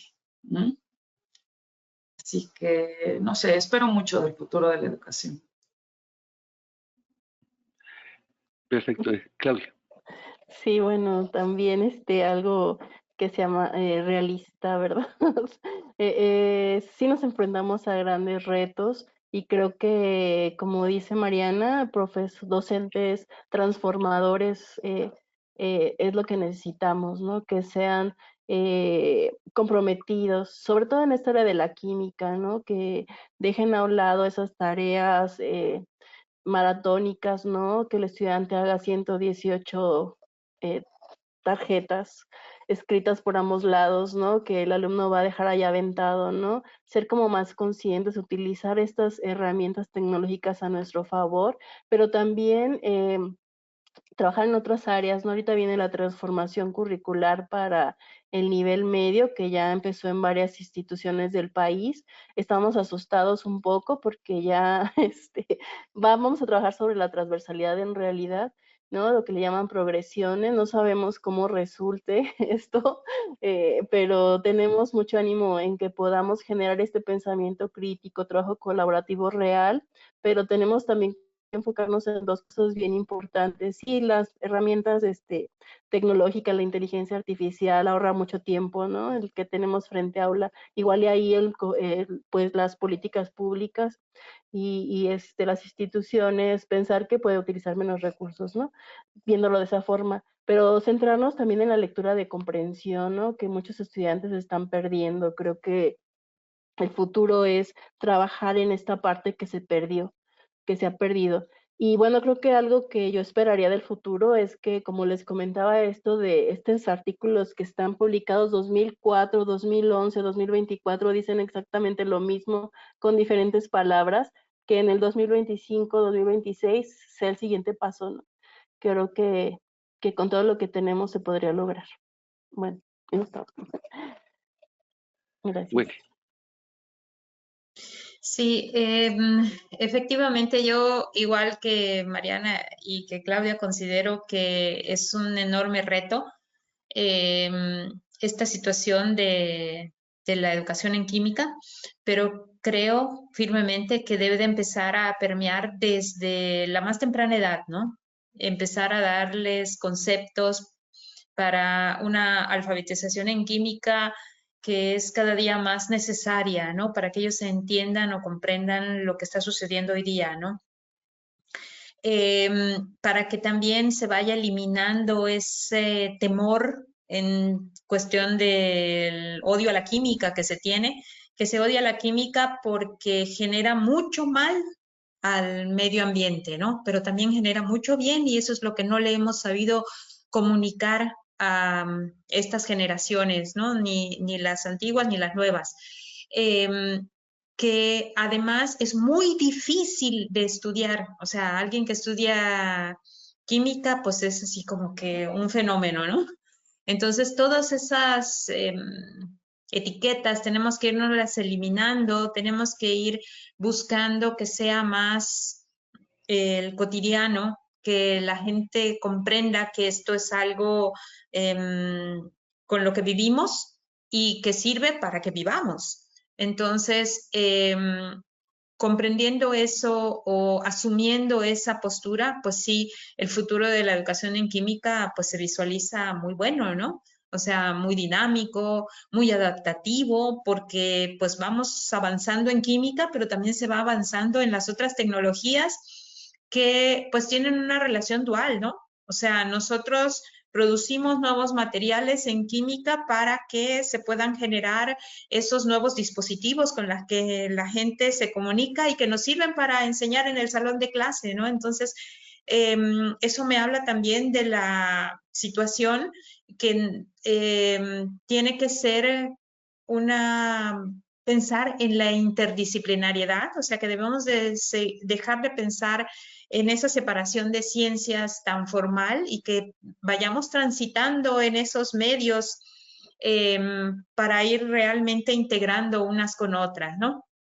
Que tenemos que pensar también en la sostenibilidad, no solo en la cuestión de la química verde como nuevas metodologías para producir menos contaminantes o disminuir el número de desechos, sino en la sostenibilidad de la química como tal, ¿no? O sea, el concepto de sostenible es que sea ecológico, que sea socialmente aceptado y que produzca económicamente, ¿no? Esos tres aspectos los necesitamos también en la química porque si no tenemos los recursos, si no tenemos esa alfabetización, si no tenemos ese apego con las personas, pues no, la química no está sobreviviendo como tal, ¿no? Entonces estamos de bajada en lugar de estar de subida cuando que el desarrollo de la ciencia sí está caminando hacia adelante, ¿no? Entonces, es una, como dice Claudia, es una situación que vivimos mencionándola desde hace ya algunas décadas, ¿no? Precisamente ahora que mencionaba ella eso, recordaba yo un artículo que leí y que tenía yo, que generalmente tengo entre mis documentos. Es un artículo escrito por pues creo que es francés, realmente no sé de dónde es de apellido Ayremic, me parece, que escribió precisamente en la revista de educación química en 2004, 2006, por allá, o sea, al principio de este siglo, o de estos años, en que se titulaba precisamente La educación química frente a los retos del tercer milenio, ¿no? O sea, no el futuro de la química, sino cómo nos vamos a enfrentar a ella en este nuevo ciclo, ¿no? O en este nuevo milenio que en esa época se estaba hablando. Y ese a la letra dice, el tercer milenio plantea retos que son ya planetarios, o sea, que son globalizados y que no son únicamente locales, ¿no? Que todos estamos enfrentando grandes retos con respecto a esto. Y después además dice, son además muy nuevos en su planteamiento porque estamos en la era de la fluidez y del hibridismo. ¿Okay? Y esa fluidez y ese hibridismo lo seguimos palpando y seguimos sin poder reaccionar a él, ¿no?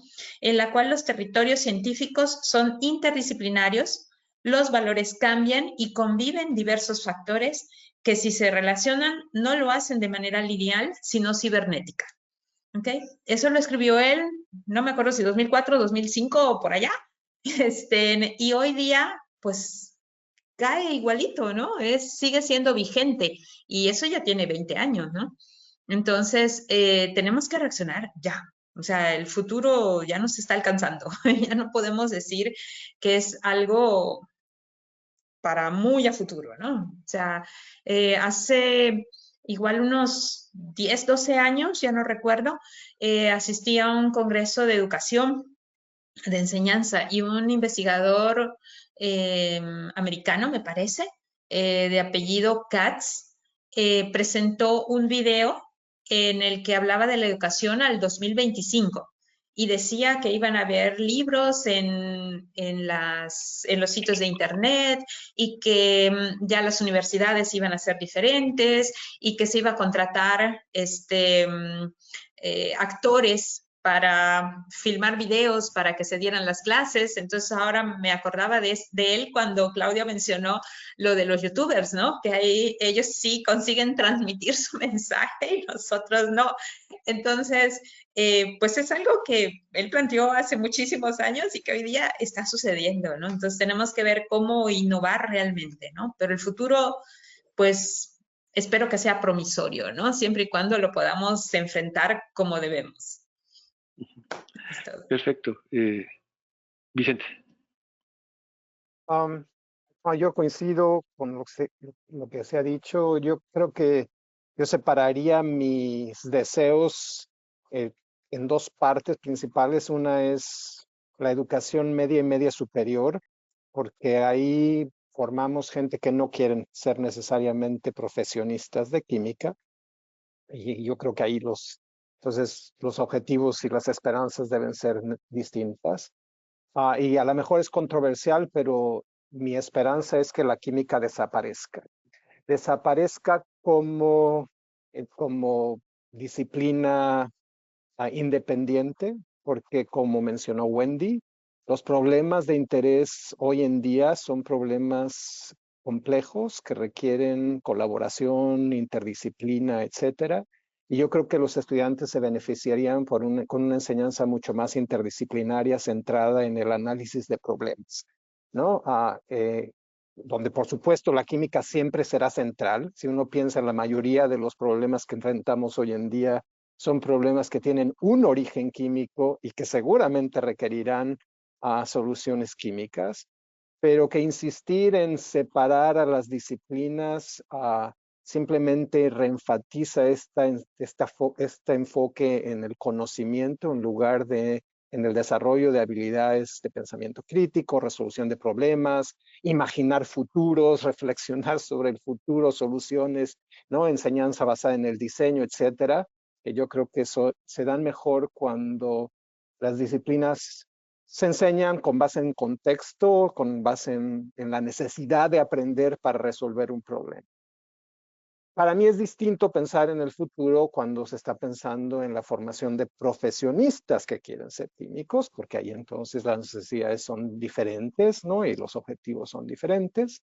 Sin embargo, creo que también debíamos apostarle a la interdisciplinaridad, ¿no? Que, por ejemplo, Fernando mencionó que es muy probable que los laboratorios del futuro estén altamente automatizados.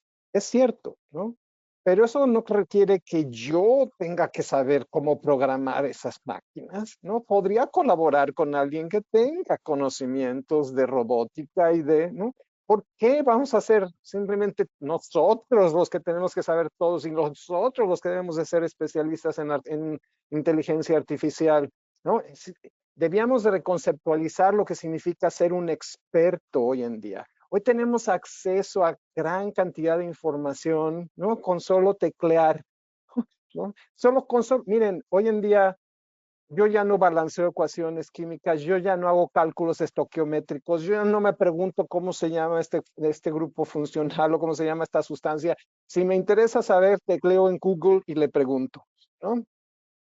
La realidad es que lo que debíamos de formar es individuos que tienen la capacidad crítica, reflexiva, las estrategias para sacar ventaja de estos recursos, saber, como dijo Mariana, interpretar lo que se obtiene de estos recursos, evaluar, ¿no? Qué tan buena, qué tan mala, qué calidad, ¿no? Si hay misconceptions, ¿no? Eso es lo que debíamos de formar, ¿no? En lugar de seguir enfatizando que hoy en día tienen que aprenderse todas estas reglas, todos estos mecanismos químicos, porque eso ya no es necesario hoy en día, porque eso con un teclado lo saco de la internet, ¿no? Lo que debíamos de generar es individuos que puedan procesar esa información y utilizarla para imaginar, diseñar e implementar soluciones. Ok.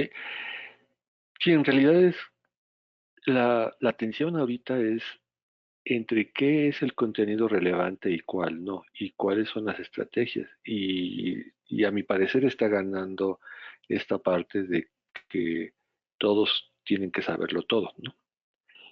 Y si fuera así, pues yo no sé cuánto duraría la carrera de medicina, porque tendrían que llevar cardiología 1, 2 y 3 y anatomía 25, ¿no? Claro, pensándolo así, pues yo quisiera, si me van a hacer una operación, una neurocirugía del cerebro, pues me gustaría que mi médico supiera absolutamente de memoria y dormido la anatomía del cerebro, ¿no? Pero quitando ese ejemplo de extremo, pues yo creo que lo principal sería que nos fuéramos a una educación basada en contenidos relevantes, contextualizados, pero no siento que está ganando mucho la otra parte donde todos deben saber todo en 4 años y y en cierto número de créditos, ¿no? Ese es un problema que tenemos. Otro problema que tenemos es que el público ha hecho muchísimas preguntas. Tenemos muchísimas preguntas y tenemos poco tiempo para responderlas. Entonces, el equipo de la sociedad nos ha ayudado a escoger 5 preguntas y agradezco mucho al público que nos está haciendo las preguntas y también ofrezco una disculpa si su pregunta no fue seleccionada. La mecánica sería, pues yo leo la pregunta y quien quiera contestarla o contribuir a una respuesta, pues nada más toma la voz. Eh, y yo voy a escoger otra más del público y van a ser 6 preguntas.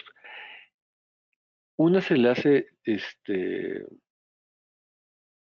directamente a Vicente, pero yo creo que es para todos. ¿Cuál sería un enfoque moderno de currículum y qué aspecto tendría el enfoque moderno del currículum? ¿Cómo sabemos que realmente este currículum es moderno y está tomando en cuenta todas las experiencias que hemos platicado en la mesa? Yo diría que sabríamos que es moderno si está basado en los resultados de la investigación educativa. Es decir, que no está basado en nuestras visiones personales de cómo se aprende y cómo se enseña, que tenemos muchas, ¿no? Todos individualmente pensamos que sabemos cómo se enseña mejor y cómo se aprende mejor, pero hay investigación que dice cómo hacerlo de una manera que afecta de manera positiva a la mayoría de los estudiantes. Entonces, y eso típicamente es enseñanza centrada en los estudiantes, donde son agentes activos, donde están, ¿no?, motivados porque están aprendiendo cosas que son relevantes para ellos individualmente, profesionalmente, ¿no?, de la comunidad, donde el enfoque está centrado en tratar de resolver está anclado en algo, ¿no? En tratar de entender un fenómeno, resolver un problema, implementar una acción para resolver un problema. Yo pensaría que esas serían como claves que yo buscaría, ¿no? En un currículum mucho más, donde se utilizan herramientas, cualquier herramienta que está disponible, ¿no? Herramientas tecnológicas, herramientas experimentales, cualquier herramienta que puede ser utilizada para resolver esta pregunta o problema o fenómeno de interés. Esa sería para mí evidencia de que está basado en lo que sabemos sobre cómo aprende la gente, ¿no? Pero me paro ahí porque a lo mejor hay otras personas que tienen. Sí. ¿Alguien más quisiera contribuir a la respuesta de esta pregunta? ¿No? Bueno, gracias. Vamos a la siguiente pregunta. Es una pregunta que dice que entre modificar nuestras formas de actuar en el salón de clase y modificar el currículum, extensión y rigidez, ¿qué se debe de priorizar? Pues, Sí, Wendy. Wendy y después. gracias. Pues creo que yo mejoraría o cambiaría al docente, ¿no? Que es el que va a ser al fin y al cabo el guía para los alumnos, para que ellos puedan modificar esas actitudes, etcétera. Porque hoy día el currículo está puesto en un papel, pero generalmente no se cumple. Nosotros que estamos en educación superior, cotidianamente tenemos un perfil de ingreso que dice que los estudiantes deben hacer, virar y hacer no sé qué tantas cosas, pero cuando nos llegan al primer semestre de la carrera, no traen ni la mitad de lo que dice que deben de traer, ¿no? Y que dice que son el resultado de lo que ha sido su formación durante todos esos años. Entonces, el currículo podrá ser uno, pero si no se está logrando, es por cuestiones de que hay falta de recursos, de que hay falta de capacitación del profesor, de que hay falta de inclusión de estrategias, de que hay falta de motivación, etcétera, ¿no? Entonces, hoy día hay muchos currículos que están muy bien hechos, pero simplemente no se están impartiendo para lograr lo que dice que pretenden lograr, ¿no? Entonces, por eso yo cambiaría primero a la actitud y la capacitación del docente. Sí, Mariana. Y si ya estás en el aula, yo comenzaría con el vínculo con los estudiantes y a través de ese vínculo explorar con base en evidencias que puedes aportar al currículum, haciendo este currículum oculto, ¿no? En tu aula. Te ayudaría muchísimo a hacer que estuviera justo lo que buscamos, centrado en el alumno, que esté anclado en las problemáticas que a ellos les gustan.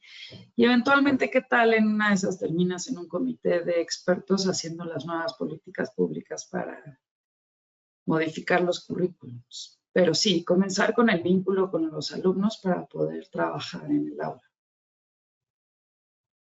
Yo creo también que hay un poco de trampa en la pregunta, porque a mí me parece que si el currículum está súper cargado, ¿no? Si es un currículum súper cargado de conocimientos, no hay opción que la enseñanza tradicional, ¿no? Entonces, ese es un problema, es que no se pueden separar tan fácilmente, ¿no? El currículum en muchas maneras dicta o abre espacios para diferentes formas de instrucción. Entonces, yo no podría separarlos, honestamente. Yo creo que los dos tienen que simultáneamente pensarse, ¿no? Para favorecer lo que queremos favorecer. Pero debes de poner en el centro no al contenido, sino a la persona, o como lo ves. Bueno, yo creo que de nuevo es que no hay, es que no es jerarquía, no es una jerarquía. Tienes que poner en el centro todo, ¿no? ¿Cuál es tu objetivo de aprendizaje? ¿Sí? Centrado en ideas centrales, eso es así es. Lo que debíamos enfatizar es el aprendizaje de ideas centrales, pero centrado en el estudiante. ¿No? No se puede decir, oh, esto es primero y esto es después. No es como un círculo, no es una línea, ¿no? este va primero y este va después. Para mí no puedes separar con currículo de instrucción, de motivación, ¿no? Todos están ligados, ¿no? Para promover la participación, la agencia de los estudiantes en aprender ideas centrales en la disciplina. Claro, eventualmente tendrías un programa de congruencia. Sí. Bueno, es que no sé si es por mi experiencia, pero yo tengo, por ejemplo, un grupo de orgánica de 60 personas, ¿no? Y tengo un contenido así, tengo que ver todos los grupos funcionales en un cierto tiempo y los tengo que hacer antes del examen departamental porque si no, no se logra que se mida ese avance en el contenido, ¿no? Entonces, siento que el contenido está siendo ahorita el protagonista de los cambios. Pero bueno, nada más es un comentario. Déjenme ir a la otra pregunta.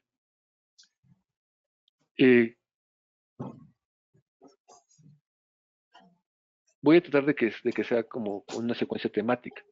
¿Qué estrategias metodológicas podrían implementarse para equilibrar el uso de tecnología y las habilidades experimentales tradicionales?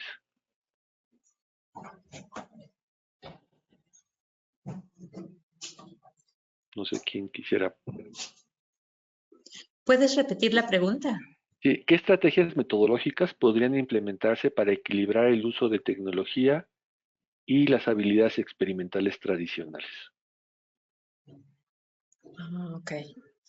Pues ahí depende de cada asignatura, ¿no? O sea, dependiendo de qué tipo de asignatura sea la que se está impartiendo y de qué nivel educativo se está hablando, es que se tendría que hacer un esquema para ver qué estrategias, ¿no? Estar aplicando, ¿no? Pero yo siempre digo que lo mejor es que el alumno haga. O sea, que el alumno participe, que el alumno, si ha de hacer búsquedas, pues que las haga en el salón de clases, si ha de manipular cosas en el laboratorio, que lo manipule y que haya, pues no un 50-50, porque tenemos que ir caminando más hacia lo que ellos viven al día a día, pero que sienta que está integrado con lo que es su diario vivir, ¿no? Su cotidiano desenvolverse, ¿no? Que no vea la separación de que la escuela está por un lado y su aprendizaje del día a día es otro, ¿no? Hacia ahí le sugeriría, ¿no? Pues también siguiendo el objetivo de de aprendizaje que se necesita, ¿no? O que se pide, ¿no? Yo creo que hacia ahí haces todo el diseño de tu estrategia, ver cuál es la mejor herramienta que te va a servir para eso en particular, ¿no? De todas las que tiene. Otra cosa que tienes que tomar en cuenta, pues, es de el acceso que tengas para usar la tecnología, ¿no? Que si no hay buena señal, pues tal vez esa no te sirva y tengas que buscar otra, ¿no? Creo que eso tiene mucho que ver en cómo diseñas esa estrategia. Bueno, así es que entendí la pregunta, ¿eh? Sí, gracias. Bueno, así está planteada esta. Otra pregunta es, ¿cómo minimizar la percepción del aprendizaje de la química que muchos alumnos poseen de que es difícil y que quizá los profesores a veces consciente o inconscientemente la refuerzan? ¿Refuerzan que sea difícil? Sí, o sea, en lugar de ayudar perjudica la actitud del docente y hace que la percepción del alumno confirme de que es difícil la química, ¿no? Sí, pues primero del profesor, ¿no? Como dicen, él tiene que tener esa actitud primero de ser un motivador, para que el estudiante se interese en lo que se le va a mostrar, ¿no? Si el profesor desde un principio es que esto será muy difícil, pues el alumno se va a quedar con ello, ¿no? Y aparte, generalmente muchos de los profesores que no tenemos esta formación de profesor, que lo adquirimos en la experiencia o con la formación que nos dan nuestras instituciones, generalmente tenemos esos patrones, ¿no? Como a nosotros nos enseñamos, ¿no? Y entonces a veces si te tocó un profesor que fue demasiado exigente, que te hacía ver las cosas muy difíciles y que te amenazaba, pues así lo vas a hacer tú, ¿no? Y creo que cuando un estudiante Si el profesor ve que se interesa en que entiendas lo básico, bueno, te motive tal vez con ejemplos reales que tú puedas entender, que lo lleve al nivel al que tú vas a adecuarlo, ya sea a nivel básico, medio, superior, creo que eso pues impactará en que el estudiante quiere aprender química, se interese con la química. Algo que tenemos que tener muy claro en los profesores de química de cualquier área del nivel medio superior es que no todos nuestros estudiantes van a ser químicos, pero son humanos, ¿no? Al final de cuentas, ¿no? Entonces tenemos que formar personas que tengan esa información, que la sepan procesar para, para sus acciones diarias, ¿no? Tanto como queremos que cuiden el ambiente, si no conocen el ambiente, ¿no? Gracias. Mariana. Es uno de los problemas más claros cuando tienes una diversidad poblacional, ¿no? Pero hay desde las aproximaciones que existen cuando hablamos de atención a la diversidad, las planeaciones utilizando el diseño universal del aprendizaje tienen algunas herramientas para ayudar a este tipo de barreras emocionales de, no, es fea, no me gusta, no lo entiendo, no, yo nunca voy a hacer esto. Y pues sí, planeamos y buscamos el vínculo para poder sobrellevar esas barreras. Además, hay muchos ejemplos en química que pueden acercarse a su realidad y a su, ¿no? Y ganar su corazoncito. Yo solo quisiera mencionar que desde mi perspectiva, todo aprendizaje significativo de cualquier disciplina es difícil. ¿No? No importa si es historia, si es química, si es física, si es matemática, si es literatura. Aprender es difícil. Aprender de manera significativa es difícil. Y las mejores herramientas que tenemos para superar, ¿no? Para superar esa, ¿no? La dificultad, ¿no? Para por lo menos es motivación y establecer relaciones emocionales positivas, ¿no? Solo si me convences de que vale la pena esforzarme, me voy a esforzar. Y bueno, eso requiere un montón de trabajo motivacional y ese trabajo motivacional se empieza con contextualizar, establecer relaciones entre el contenido y los intereses de los estudiantes, establecer relaciones personales positivas entre el docente y el estudiante. Si el estudiante te compra, ¿no? Te compra la idea de que te interesas por él y por su aprendizaje, estará mucho más dispuesto a invertir el esfuerzo cognitivo que demanda aprender lo que sea. Entonces, desde mi perspectiva, hay que reconocer que no es la química en sí, es que la química sobresalta como difícil porque típicamente la enseñamos de una manera que es descontextualizada, desconectada, ¿no? Separada emocionalmente ¿no? De los intereses, ¿no? Con docentes que establecen estas barreras entre el docente y el estudiante, ¿no? Y entra la motivación del docente, ¿no? O sea, sí, cómo logra, digamos, una facultad o una escuela que el docente esté motivado para motivar después a los alumnos, ¿no? Y a lo mejor Pasándole la bien. falta de motivación docente es, digamos, el inicio de toda esta bola de nieve que causa que todo esto se vea mal. Mejores sueldos. Así es, mejores condiciones de trabajo, ¿no? Mejor preparación, mejor valoración. También los docentes somos seres humanos, nos gusta que nos valoren, ¿no? Que nos que creen condiciones de trabajo, ¿no? En donde no tengo que dar 24 horas de clases seguidas en diferentes escuelas, ¿no? Es decir, las condiciones estructurales son importantísimas. Mira, yo he trabajado con docentes mucho tiempo, ¿no? Y sí, hay todo tipo de docente, pero la mayoría de los docentes quieren hacer su mejor trabajo posible, pero no tienen las mejores condiciones posibles. Sí, sí, sí. Y la última pregunta es, ¿qué papel juega la investigación en el futuro de la química? Yo creo que se refiere a la investigación en química, no en la investigación educativa, sino la investigación en química en la educación química. Vicente y después María.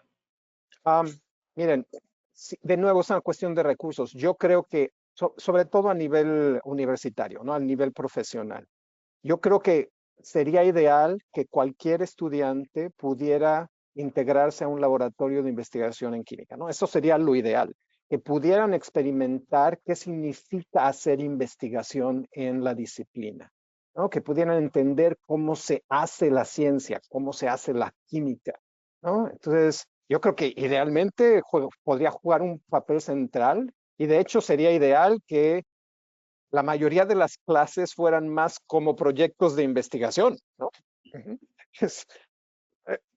O sea, el problema es que tenemos estas separaciones con base en estructuras, con base en recursos, pero ojalá pudiera integrarse de una manera mucho más clara en los cursos, que los laboratorios no fueran laboratorios en donde los estudiantes van a repetir, ¿no? Cómo se titula, ¿no? El ácido acético en el vinagre 40,000 veces, ¿no? Es decir, donde pudieran involucrarse en proyectos de investigación reales, ¿no? Aunque no pudieran terminarlo, sino sentir que participan en la creación de conocimiento útil. Mariana. Yo estaba pensando en, por supuesto, lo que acaba de decir Vicente. Me estaba acordando de la pregunta que hicimos hace rato acerca de cómo mantener el equilibrio entre las herramientas digitales y la enseñanza experimental. Yo creo que la investigación da estos espacios y estos conocimientos que van a la vanguardia y que nos ayudan a contextualizar y a darle esta relevancia para que nuestros estudiantes se muevan e investiguen más allá. Y este trabajo con preguntas generadoras, que ellos sean los que diseñen qué se pregunta, cómo se pregunta, hacia dónde iría. En algunas instituciones, el Instituto de Química, por ejemplo, nos invita a las escuelas de enseñanza media superior a pasar unas estancias. Entonces los alumnos van, los que tienen interés, por supuesto, y viven en carne propia qué es estar en el laboratorio y qué es estar ahí, y conviven con los estudiantes que están terminando su licenciatura, se integran en una investigación que sí es parte de un proyecto, que tiene fondos, que tiene sus objetivos, que hay que terminar y que va en serio, que no es nada más para calificar y ya. De hecho, esta participación ni siquiera está relacionada con la evaluación en su formación o para terminar el bachillerato. Ellos eligen pasar estas estancias de verano y no saben cómo la motivación cambia. Es una potencia, yo creo, por 1000 en estos alumnos que ya estaban más o menos convencidos de estar ahí. Ahora no hay lugar a duda, ¿no? Cuando terminan estas experiencias dicen, yo quiero ser parte de este mundo y yo quiero seguir en la investigación, hacer proyectos, trabajar en la industria. Y les queda claro qué es la química y cómo la aprenden. Entonces, para mí es una gran herramienta para emocionar a los alumnos que todavía no saben si van para allá o no. Perfecto, es Claudia. Sí, solo para complementar un poquito y el comercial.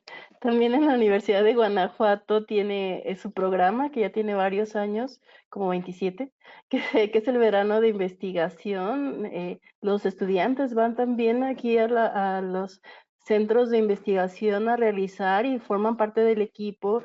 Y es más, el resultado es la publicación, ¿no? Entonces comienza desde todo un trabajo formativo y aplicativo a la vez, ¿no? Y esos chicos que tenían esas dudas vocacionales, pues ahí las confirman, ¿no? Sobre todo en esta área de la química la ven de una forma totalmente diferente, porque como dice Mariana, lo disfrutan más allá de una calificación. Yo les digo que reflexionen, que todo lo que aprenden desde que estaban en preescolar hasta el momento, ahí lo van a ver, ¿no? Realizado. Y sí, y eso ayuda mucho en la formación y es algo que que deberían de replicar varias instituciones, ¿no? Que sé que varios lo hacen. Pues muchas gracias. Llegamos al final de las preguntas, y continuamos con las conclusiones. Si cada uno nos pudiera decir con qué se queda y nos iríamos despidiendo. Ahora tengo otro orden en la pantalla, entonces seguiríamos con Claudia, después con Vicente, Wendy y Mariana.